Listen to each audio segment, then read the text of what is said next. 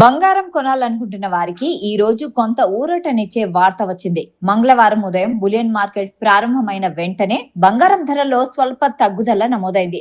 మరోవైపు వెండి ధరలు కూడా భారీగా తగ్గాయి.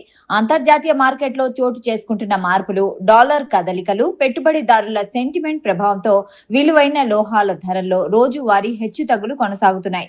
ఈ క్రమంలో జూన్ 16న హైదరాబాద్ లో 24 క్యారెట్ల స్వచ్ఛమైన బంగారం 10 గ్రాముల ధర నిన్నటితో పోలిస్తే 160 తగ్గి ప్రస్తుతం 1,51,370 వద్ద ట్రేడ్ అవుతుంది. దీంతో ఇటీవల వరుసగా పెరిగిన బంగారం ధరల తర్వాత కొనుగోలుదారులకు కొంత ఉపశమనం లభించినట్లయింది. అదే విధంగా 22 క్యారెట్ల బంగారం కూడా తగ్గుదల నమోదు చేసింది. 10 గ్రాముల 22 క్యారెట్ల పసిడిపై 150 తగ్గడంతో 1,38,750 వద్ద కొనసాగుతుంది. అలాగే 18 క్యారెట్ల బంగారం 10 గ్రాములపై 120 తగ్గి ప్రస్తుతం 1,13,530గా ఉంది. మరోవైపు వెండి ధరలు కూడా తగ్గాయి. ప్రస్తుతం కిలో వెండిపై 5,000 తగ్గడంతో 2,75,000 వద్ద కొనసాగుతోంది.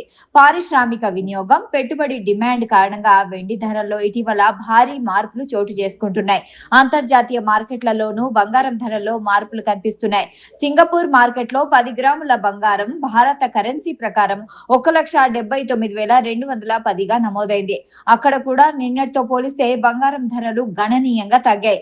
అలాగే దుబాయ్ లో 10 గ్రాముల బంగారం ధర ప్రస్తుతం 1,34,100 వద్ద ఉంది.